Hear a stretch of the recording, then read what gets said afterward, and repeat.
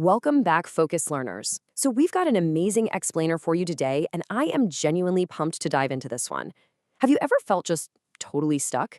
Staring blankly at a wall, and your brain absolutely refuses to give you even one new idea? Well, we are unpacking a really transformative brainstorming technique today. It's hidden right inside the 12 Steps to a Good Life framework by Thomas Alethea.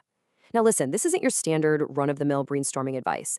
This is all about completely bypassing your mental roadblocks to uncover brilliance you probably didn't even know you had in you. All right, let's just get right into it. So, why exactly do our best ideas hide from us? Man, it's frustrating, right? You know you're capable of more, but the second you try to solve a stubborn problem or map out a new goal, you just circle the exact same predictable thoughts. The source text hits us with a hard truth here. Our unconscious habits are actually keeping us boxed into these obvious, uninspired, and let's be honest, kind of lazy thinking patterns. We lean on the familiar because, well, it's comfortable. But that comfort zone, it acts like a straitjacket for our creativity.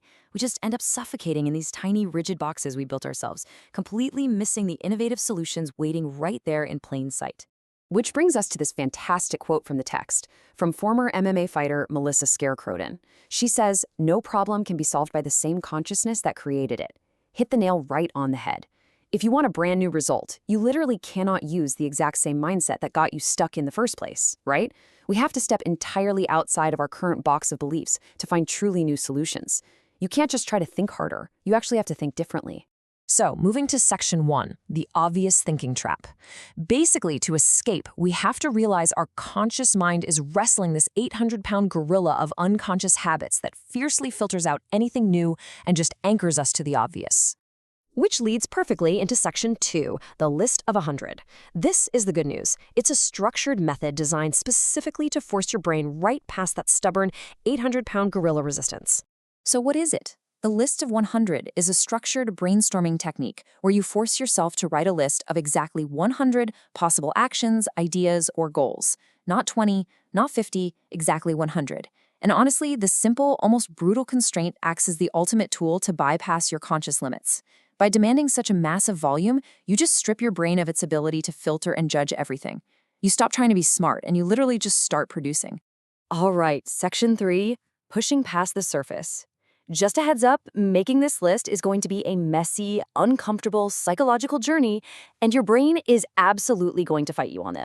The brainstorming journey actually follows a super predictable mental timeline. It starts with ideas 1 through 30. These are the obvious answers. The surface level stuff you already had in your head before you even grabbed your pen. It feels really easy. But then, bam, you hit the wall. Ideas 31 to 60 are the messy, repetitive struggle. This is where that gorilla wakes up and tells you, hey, we're out of ideas. It's a total ordeal. You are going to feel stuck. But if you push through that painful middle phase, you finally cross the threshold into ideas 61 to 100. This is the realm of deep imagination, where your unconscious filters just completely drop away. Now, when you are stuck in that messy middle phase, please remember, it is completely okay to be silly or repetitive. Normalizing that weird blank brain struggle is absolutely crucial to making this whole thing work. Honestly, your brain will start throwing out ridiculous, totally useless ideas just to fill up the page. Let it. Just write them down. You have to exhaust all that surface-level junk and repetitive noise to dig deeper into your mind. Whatever you do, do not censor yourself. And if you refuse to quit, you reach section 4, finding the creative gold. You've exhausted the obvious, and now your mind is open and vulnerable to true insight. And this brings us to a really fascinating detail from the source material, the number 40. The absolute best, most valuable insights, the true creative gold, almost always emerge only after you push past the 30th or 40th item on your list.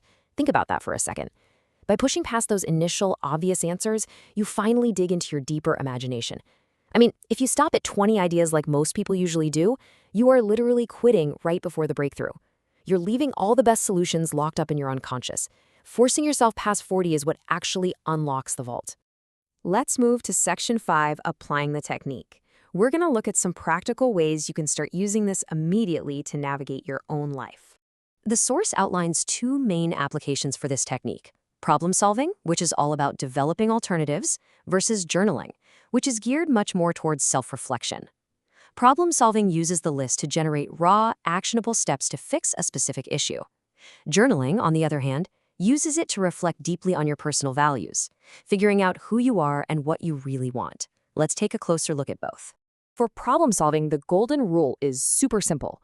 Write down every option without judging or filtering. Say your goal is figuring out a new career path, or, I don't know, fixing a broken process at work. You just write. Do not stop to evaluate if an idea is good or bad, cheap or expensive, realistic or totally impossible. When you are developing alternatives, never edit your ideas in the moment. Your only job right then is to get them out of your head and onto the page. You can organize them later, but right now you need pure volume. Now, if you get completely stuck while problem solving, the text suggests something really clever: rapid-fire constraints. You ask yourself things like, what if I had no money? What if I had to make a decision today? Or what is the literally smallest step I could take? Ironically, adding artificial limits can actually spark incredible creativity. When your brain feels trapped, changing the parameters forces it to look at the problem from an entirely fresh and sometimes pretty wild direction. You can generate another 10 or 20 ideas on your list just by asking, wait, what if I had to solve this with $0? The second application is journaling. You can use this to spark creativity by listing 100 items on a specific theme.